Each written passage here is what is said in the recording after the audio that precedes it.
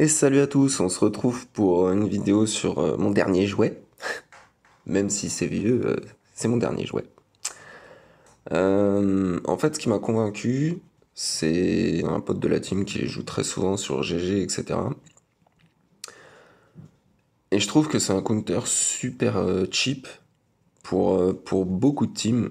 Bon, alors bien sûr, faut éviter les Traya, les BH, les CLS avec Chupio, etc., etc. Mais quand on voit qu'on peut plier GG, une team full relique, avec juste un G13 et R5, même si là elle est passée R6 dans le fight, elle était R5 et elle avait pas encore ces slices là.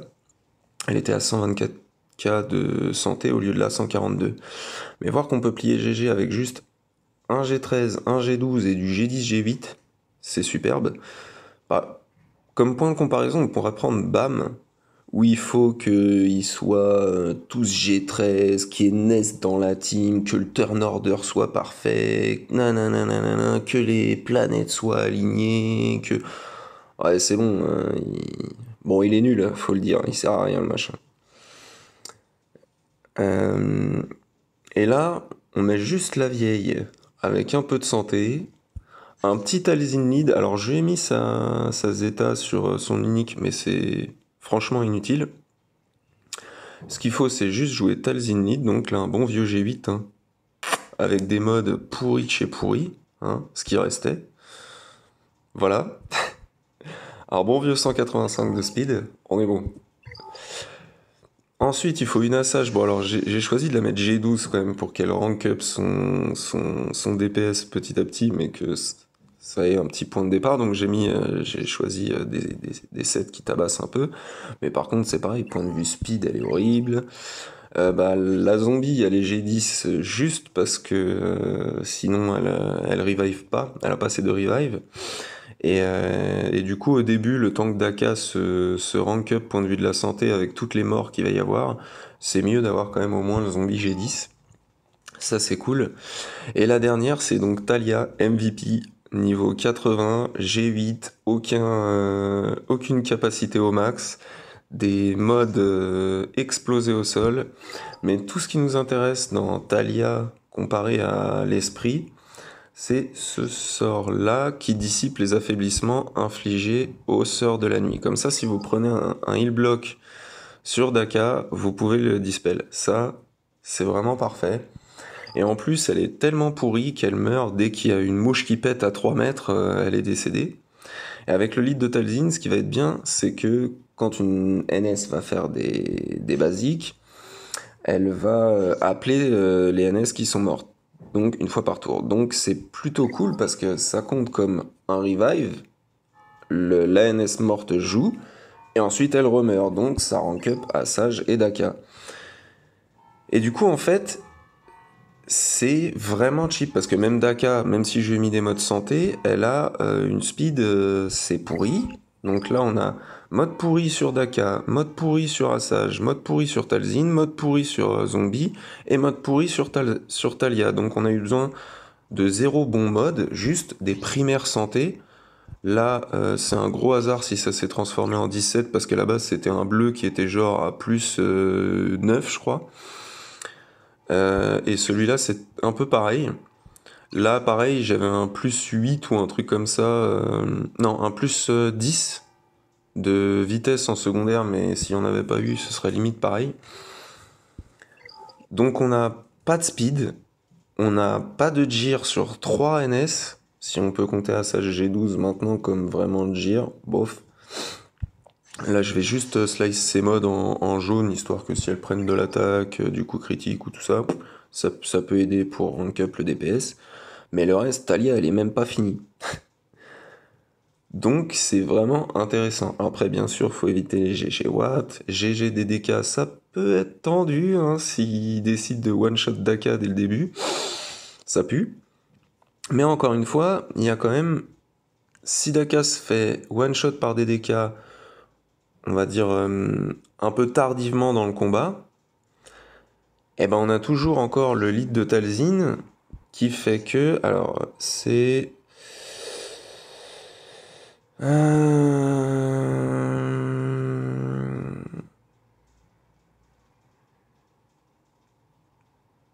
c'est en gros, quand vous faites une basique avec une sœur de la nuit, qu'il y en a d'autres qui assistent, et que le mec en face meurt, bah celle qui a tué le mec d'en face est réanimée.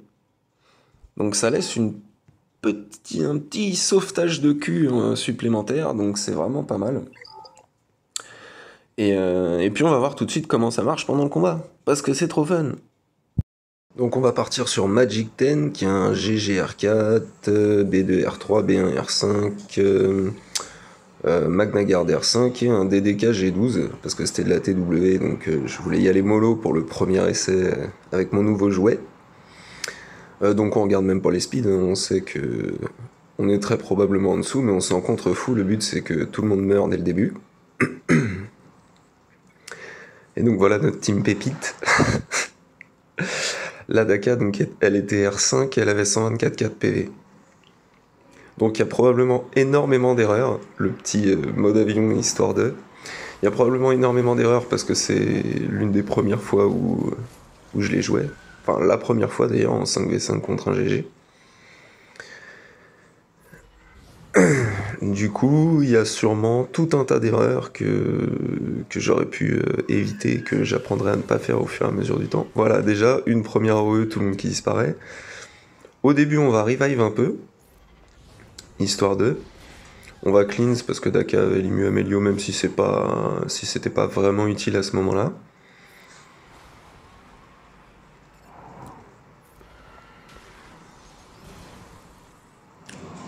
Là, on essaye de faire des trucs à peu près intelligents. Je me dis, bon, si on bute DDK, ce serait pas mal, étant donné qu'il est G12. Un petit stun sur B2, ça se prendrait aussi, ça passe pas naturellement, là non plus. Bon, tout le monde a play avec ça, dans un sens, c'est pas trop mal. Donc on fait une basique. On rappelle Talia qui remeurt instantanément. Là, on remet tout le monde parce qu'on est un peu frileux pour faire la technique d'en laisser 2 de mortes non-stop et que c'est vraiment que le début. Donc là, on n'est pas trop mal, on va faire de la petite basique, histoire de... On voit que Daka, pour l'instant, elle bouge déjà quasiment plus, un point de vue santé, donc c'est assez propre. On refait une petite basique, GG qui est stun, en plus c'est beau. Bon là, une petite transpiration quand même, le temps que... Quand il fait son gros hit sur la zombie, je sais pas du tout si Daka aurait survécu ou quoi. Je pense que oui, étant donné le nombre de morts qu'il y a déjà eu. Et que sur les AO, elle prend vraiment rien du tout. Mais ça aurait pu être dangereux quand même. Elle a un peu de ténacité pour éviter d'être stun, même si là, ça passe. Donc là, bon. Ce qu'il faudrait, c'est qu'on arrive avec Assage à dispel le DDK. Ça, ce serait plutôt pas mal. Du coup, on va le rappeler. Le dispel n'est pas disponible. Le gros hit du DDK, bon, c'est G12, mais elle a pas bougé. Donc, comme quoi, c'est vraiment intéressant. On essaye de le stun avec Assage, avec Daka et tout, pour le finir. Parce qu'on veut éviter quand même qu'il continue à faire ses âneries. Donc, là, on va faire le mass assist, histoire de... Voilà, on est enfin bien. On va essayer de stun un maximum, même si là, il n'y a pas grand-chose qui passe. Basique d'Assage. La petite plague qui va bien. Le zombie qui bouffe le gros hit de GG. Puis ensuite, là, ça va jouer sur la plague aussi, etc. Et pan. Donc voilà, le finish, 20 bannières en TW. C'est beau, 4G très en face. Le DDK était G12, GG était que R4, certes. Mais c'était le premier test, donc test concluant, on essaiera un petit peu plus la prochaine fois, étant donné que Daka maintenant est R6 et à 142 cas de santé. Sur ce, je vous dis salut à tous, allez amusez-vous bien, et bon jeu à tous.